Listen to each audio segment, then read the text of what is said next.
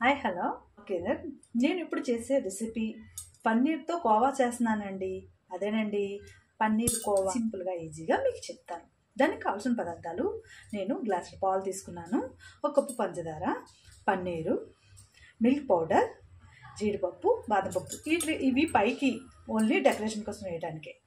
ఇప్పుడు కలాకండ పన్నీరు కోవా ఎలా చేయాలో మీకు చూపిస్తాను. చాలా సింపుల్గా ఈజీ. ముందుగా కళాయి పెట్టుకోవాలండి. కళాయి పెట్టుకొని నేను ఒక గ్లాస్ పాలు వేసుకుంటున్నాను.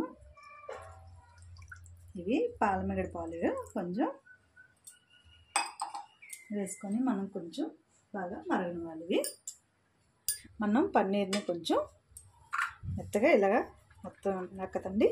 ఇప్పుడు పన్నీర్ మనం ఇలా బాగా ఇందులో ఇలా తురుముకొని పక్కన పెట్టుకోవాలి.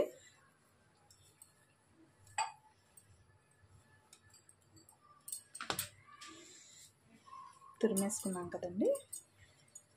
ఇప్పుడు పాలు మరిగిపోయండి.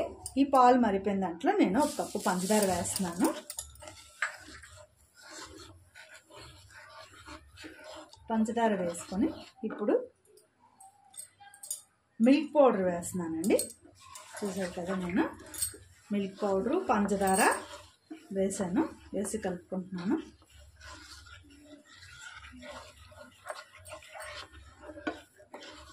ఇది బాగా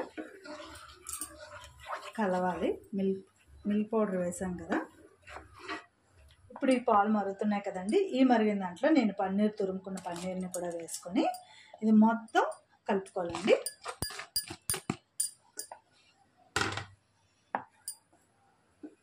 పన్నీరు, మిల్క్ పౌడర్, పంచదార, పాలు అన్నీ కలిపి ఇది బాగా దగ్గరికి అయినట్టు ఉడకనివ్వాలి. ఇది దగ్గరికి అవ్వాలండి. బాగా దగ్గరికి అవ్వాలి. కలాకండ అన్న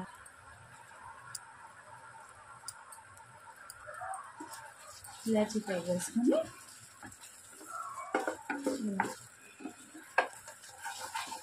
మొత్తం అంతా ఇలా కలుపుకోవాలి.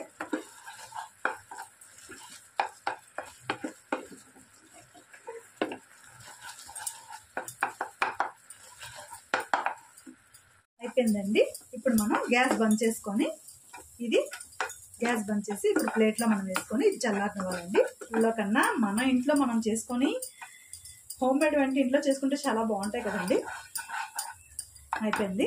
ఇది నేను ఒక ప్లేట్లో నూనె రాసి మనం ఇప్పుడు అది వేసి చల్లారనివ్వాలి. ఇప్పుడు నేను ఇది నెయ్యి రాసానండి గిన్నెకి, ఎందుకంటే అంటుకోకుండా ఉంటుందని.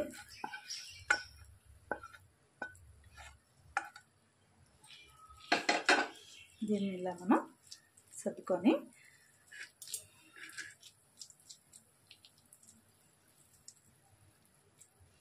ఎంతో రుచికరమైన కలకండ అండి.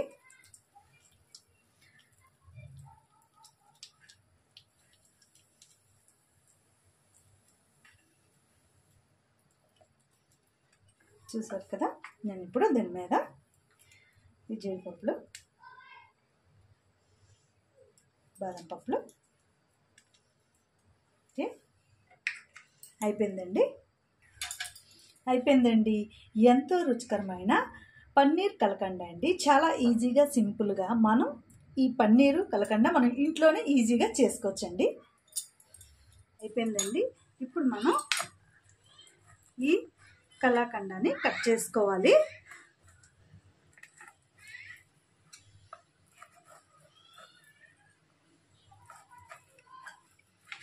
అయిపోయిందండి. ఎంతో సింపుల్గా ఇంకోటండి, ఎంతో ఈజీగా అయిపోయిన ఈ కలాకండ ఎంత బాగా వచ్చిందో చూసారు కదా. నచ్చితే లైక్ చేయండి, సబ్స్క్రైబ్ చేయండి, షేర్ చేయండి. Thank you.